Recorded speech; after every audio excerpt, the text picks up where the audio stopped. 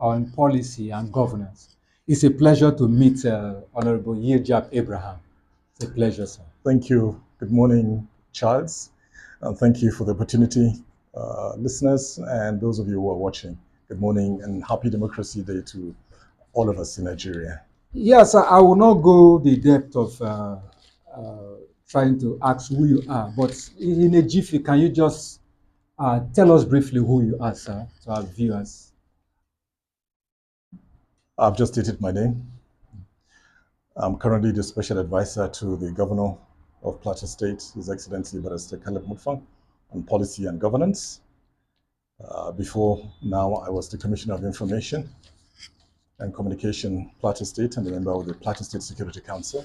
And before that, I was the General Manager of the Plateau Radio Television Corporation in Jos. I have been a broadcaster all my life, except for political stints that I have been involved in of recent in the past 2 decades. And I love teamwork. I love solving problems. I love Plateau State. I love humanity. I love my country, Nigeria, immensely. In all my work, I have tried to be at the center of working as a team to resolve issues and to bring about a better Plateau State. That's just basically what I can tell you about who I am. Yes, the thrust of this discussion this morning is on what we titled Media, a panacea for sustainable democracy and good governance. So, being somebody who have traversed this area of specialty, so the media ought to be the pillar of democracy. It ought to bridge between government and the electorate. Do you think it has played that vital role, sir? Thank you, Charles. If you look at the topic you've given for us to discuss today, the media, panacea for sustainable democracy and good governance, is a very powerful one, I should say, because it puts the media directly in the midst of, or in the center of, democratic practice, as well as the delivery of that democratic practice in terms of what they call the dividends. So you would have that coming in various forms, and then you can put them all together as good governance. At the same time, Charles, talking about the media being panacea for sustainable democracy and good governance, it's a bit Broad. too broad, a bit problematic. Why? Because panacea gives you the impression that you are talking about a complete as well as universal solution to any problem. So do we now say that the media has the complete solution to every problem, or that the media is the totality of a solution to every global problem? We can very quickly answer no, that it is not. At the same time, we can say that we will discuss to what extent, for example, the media helps in promoting, in protecting, as well as in sustaining democracy, and to make sure that democracy stays, democracy remains as the choice of Nigerians as a form of government. We can also say that the media would be in the center of ensuring that that democracy itself is protected. And as the fourth estate of the realm, the media has a function of making government accountable to the people, ensuring that promises are carried out, and that whatever government officials do, whatever government comes to power, fulfills its obligation to the people, the constitutional obligation of ensuring that first and foremost, that totality of the duty of government is to ensure the security and the welfare of the people within that governed space. So we can talk about the media in that sense. Now, the question you've just asked is that, is the media doing that? And we can go right back, way right back, and talk about 1800s, where you know the Yoruba Iwe Rohin, the newspaper, the first newspaper that we have in Nigeria. What was it about? It was a missionary paper, and that was to make sure that people were enlightened, but to bring communal issues also to the fore. And that newspaper helped a great deal in ending the rather negative and tragic practice of exterminating twins, bringing enlightenment. And then you can talk about the first television that we had in the country, 1958. The other one was, west of Nigeria, and this one is also the first TV station in Western Nigeria, which was also for Nigeria, 1959, just at the eve of our independence. And you could see it was a lot to bring about the enlightenment of the people, the expression, or an opportunity for the people to express themselves, to act as a feedback mechanism between the government and the people. And then you can talk about the television, the radio, which was also through the British. And then eventually we can talk about the radio spreading out after independence.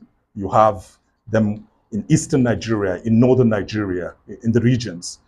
And eventually, though these were federal stations, eventually in the 80s, because of democracy, in the 80s now we had state governments owning and establishing television stations, and eventually FM stations, and going out of broadcasting on shortwave stations, which were banned by the federal government at the time.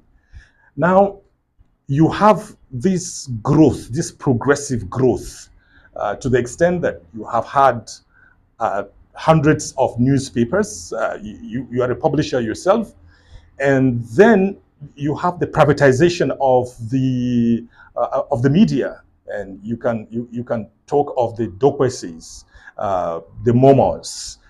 They have all come up as a result of privatization, and so the media itself has grown. But it's also because the need on the ground has made it to grow. And because the need on the ground has made it to grow, it has not been held liable for any dysfunction of the Nigerian state. So I believe, and I say very succinctly, that they have been in the vanguard of promoting good governance, holding the government accountable, enlightening people on electoral processes, and making sure that there is enlightenment, there is mobilization. Anytime there is any kind of government program that is meant to enlighten people, either to key in or to go off certain practices, the media have always been at the forefront. And so being at the forefront of our democratic practice has also been something that the media has been very, very deeply involved in. Yes, you spoke very extensively in this dimension.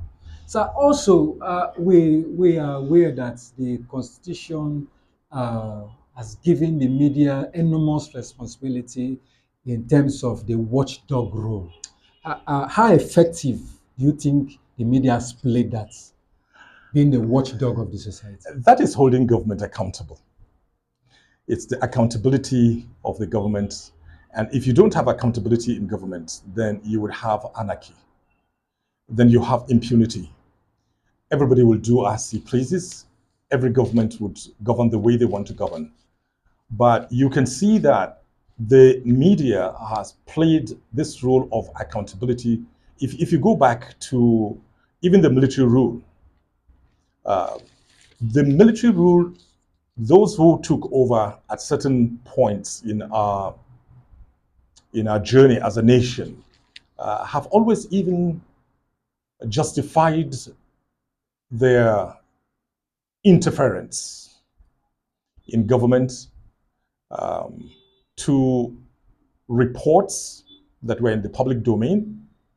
They would point to you, for example, that the media has been awash with even these misdeeds of the government.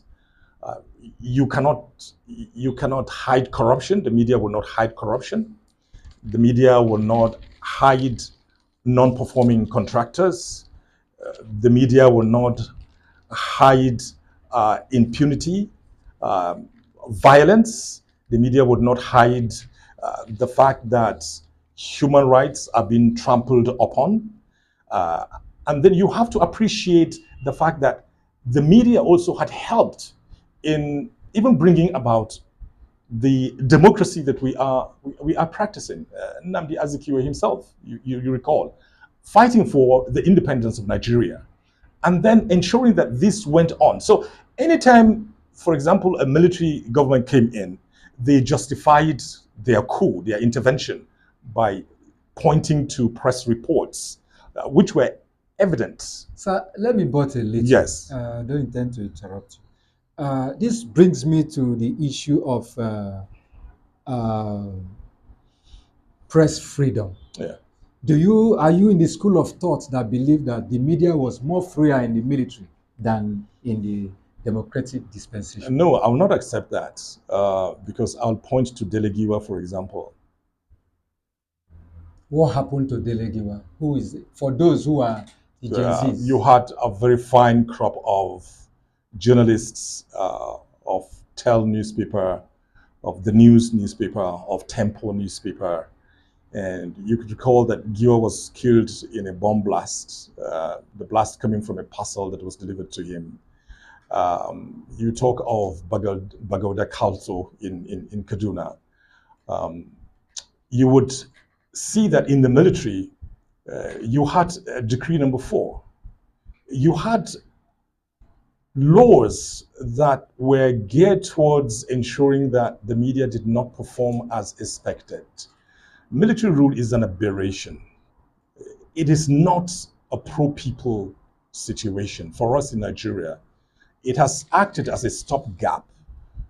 But eventually, I'm glad that by 1998, we had the last of them transiting into 1999, and therefore democracy. Right now, journalists have multiplied, media stations have multiplied, and you have journalists who are practicing hybrid sort of journalism. You're a publisher of a newspaper, but here you are in a studio with a microphone, with cameras. That was not your practice from the beginning. Okay, you have like Daily Trust newspaper. They have a television arm. So you have even the television stations themselves now going up to the social media, broadcasting on different platforms on the internet. So you have this growth. And it's evolving. Yes, it has grown. It's been explosive. But you don't have laws that are made strictly to cut the tails of journalists. They practice freely. But what has to be emphasized is that they must practice responsibly. They must practice a pro-people sort of professionalism. And they should also practice not necessarily antagonistically towards government, but ensuring that there is a balance. So I wouldn't accept that there is freedom during the military. No, the military So in is a gone. nutshell- It should just stay there. Yeah, this leads us to the next question. We are exactly 27 years of uninterrupted democratic rule. How will you assess the media? The How media has generally, I'm telling you that if you the were to media- score them in percentage, if I were to score them in percentage, I'll go right up to about 75%, which is an A. I'd score the media excellent. And because we're seated with you here, it's also a very strong indication that we have grown, we are growing. Nobody's getting in your way in practicing. And actually, from the information you put out, we are on air directly. And today you have citizenship or citizens journalism.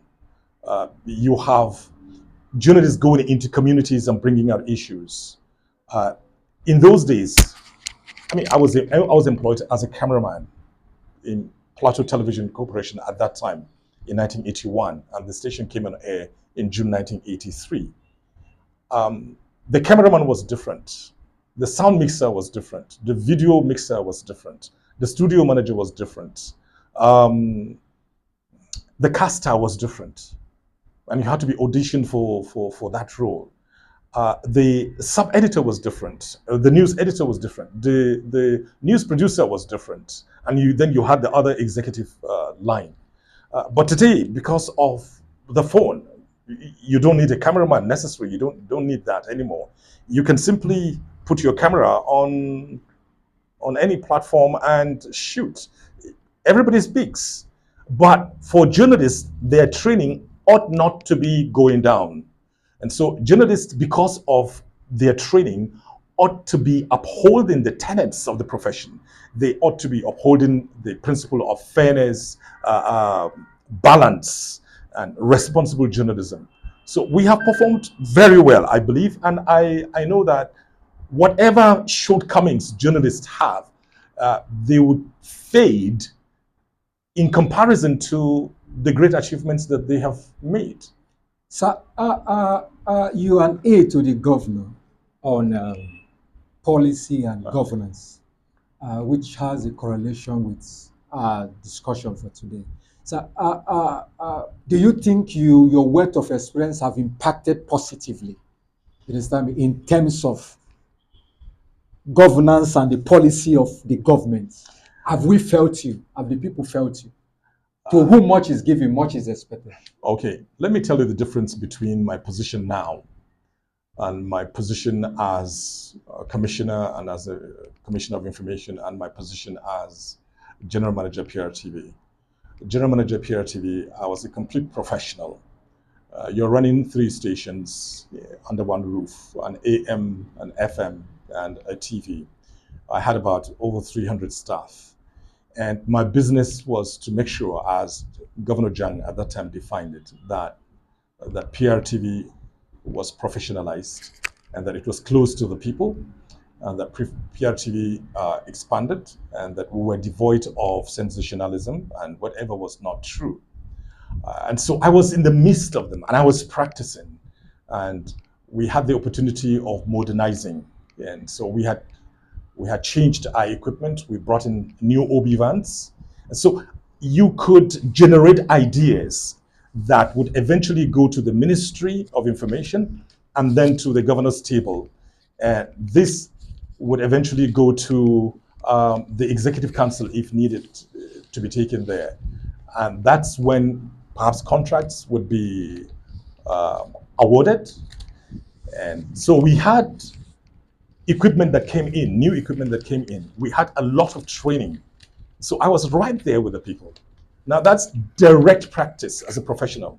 Then the level of the Ministry of Information is the level of a lot of policy formulation, policy guidance, policy monitoring, and ensuring that the ministry was running or was supervising PRTV, the 3 stations under one roof, PPC, the standard, and the Plateau Printing Press, as well as the library. Now, whatever happened, you were at the level of the ministry, and you were also coordinating whatever had to do with the publicity, the media image of the state government. So it's entirely different. So that's different. You didn't have a studio, but now you have an expanded role because you left PRTV, which is 1 station, to now a ministry in which you are supervising many media outlets owned by the government, but coordinating those that are not owned by the government. You were dealing with journalists. You were attending the National Council of Information meetings. And so you were dealing with even the Federal Ministry of Information and other structures that had to do with broadcasting, whether within Nigeria or outside Nigeria. But now, as a special advisor, your work involves working on information discreetly, sieving that information, doing your analysis, and sending a paper to the governor. Now, the governor has 101 sources of information, both of those that come from his cabinet and those that come from security sources, the political party he represents, and other sources. So even in your own village, the governor has sources in your village. Even in your own family, the governor could have sources that you don't know. So it's left for him now to look at what you have submitted and think through it and decide whether to process it further and how to process it further, or to leave it where it is, or to implement it immediately. So you cannot, Charles, you cannot score yourself. A teacher will not score himself. And so the only person who can score a special advisor is the governor. Sir, thank you, sir. As you said something that touched an aspect I wanted to be with you this morning. In 2009, you were in your second year as the general manager of Plateau Radio TV Corporation, if I'm not mistaken. How will you assess your overall input in that institution based on the fact that I knew our sister organization, I interviewed you. In the course of preparation, I stumbled over this publication. And you said that PRTVC is planning 24-hour services. Did you fulfill that promise? Charles, I can tell you that it is that same interview that has made me to honor you today. It's that same interview. You were one of the first, if not the first, external journalists to come to me for an interview. And I don't forget people who do that. I don't forget people who give me a hand of fellowship, a hand of camaraderie. I appreciated that. I granted that interview, which was not very normal for me too, as a general manager, because my commissioner ought to have spoken. And so when you asked that I should come up this, you were requesting me to come up for this, I remembered that. And I had no hesitation at all in coming. Despite the shots. It didn't matter to me because you had stood close by. Now, there were many plans, and this matter of going 24 hours was one of them.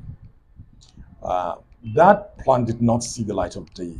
Why? Due to mostly two factors or three. One was the fact that if you needed to extend the hours of broadcasting, you needed to have the electricity base for it.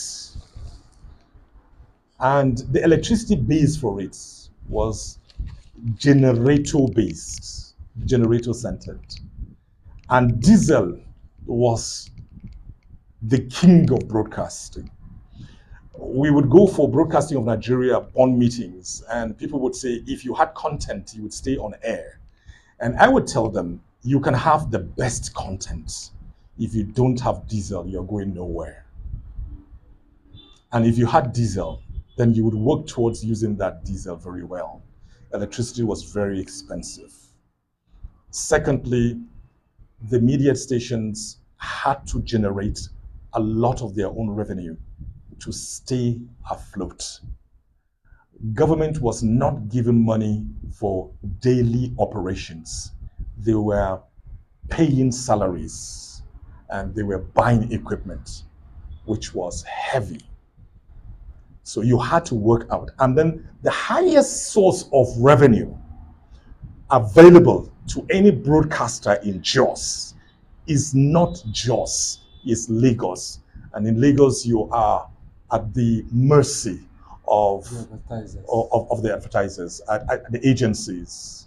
And so financially, that was also a very demanding task. Was it a failure on your part or on the failure No. Let me tell you, in PRTV, I came into a position where there was a strike ongoing when the government took over, 29th of May, 2007. And so there was a strike, and we started, our accounts were reading red, our 5 accounts were reading red. But I can tell you that, Charles, from that rent, I left tens of millions of naira when I handed over PRTV on the 4th of August 2011. So it was not so much of the government not giving us. We had to work to generate revenue. But the other factor that also made it difficult was that you had insufficient number of the kind of staffing that we required. Many staff had retired, they were not replaced. There was no employment going on. And many staff had already resigned or had moved their services to federal agencies or had found some other things to do. So you had a situation where you could not deploy the number of staff that you really needed. And so you had to be wise about the few that were left in order not to stress them. So that was a factor. But one overriding factor, Charles, was the security situation in the States. As GM PRTV at that time, I can tell you that I never slept until around 1 o'clock or after 1 every day. So we know you relocated to Rayfield at a point. Yes, I did. But the most important thing was that I relocated the FM from J.D. Gomok Road to Rayfield, largely because of security and operational reasons. But the insecurity that we were experiencing was such that the security agencies maintaining the peace, they had checkpoints at different routes in the state capital, would stop our staff and delay them and sometimes detain them there until I would personally leave my house after 12 and go and discharge them. So you didn't need staff doing that, going through the trauma of encountering security agents all the time, who sometimes threatened them. I can tell you at one point, the soldiers told my staff that they were in an official vehicle. They identified themselves. They said, if you don't obey us, we will waste you here and nobody will say anything. I had to write a letter to the GOC on that, but nothing came out of it. But other aspects were successful. We got equipment. Eventually, I had the opportunity of getting the approval of Governor Jang at that time to replace 100 staff. And our diesel situation improved. We connected to NESCO, so we had we had the public power supply, which is still called NEPA, no matter what you call them. And we had NESCO, we had generators. The governor approved for us to buy more generators. So we had, but then you also had to take note of the fact that the welfare of the staff in terms of their number and their exposure to security situation was important. In a nutshell, it was not really a promise made and a promise not fulfilled. The challenges made up some of the things you said. I've been brought up in a culture of self-control, integrity, telling the truth and sticking to it, and not being loud about anything. And so we wouldn't have made a promise and deliberately worked against ourselves. Thank you very much, sir. So as the electioneering begins ahead of the 2026 general elections in Nigeria, what do you think the media should be doing to foster a viable election? Go back to some of the responsibilities of the media. If you look at what happened from June 12th, for example, or after June 12th, the media made sure that Abiola's victory was kept alive in the nation. There was no day that the media was not harping on the fact that democracy had been aborted, our journey was being diverted, our aspirations as a nation were being scattered. The media kept on it until what started out as a national struggle became internationalized. It became globalized to the point that outside Nigeria, nations were talking about democracy in Nigeria, the need to go back to the basics, the need to ensure that future elections were not aborted, the need to make sure that there was justice, the need to treat Abiola, for example, who was the winner of that election, to uphold and make sure that his health was okay, though eventually we did lose him. But the media kept at it. So as we prepare to go towards campaigning and eventually the election itself in 2027, the media should go back to enlightening the people as to what their rights are, what their responsibilities are, should hold the government accountable and make sure that, look, as you prepare to seek the people's mandate, either for a re-election or for an election, if those who are going for re-election, what has been your scorecard? The issues of sentimentalism should be kept aside. We should hold people accountable. And then you should also mobilize those who are in the rural areas. The media should do that. Fortunately for us now, the mobile phone that we have is very helpful. And so you have sound and pictures going out. And this is a very veritable platform of engaging the people.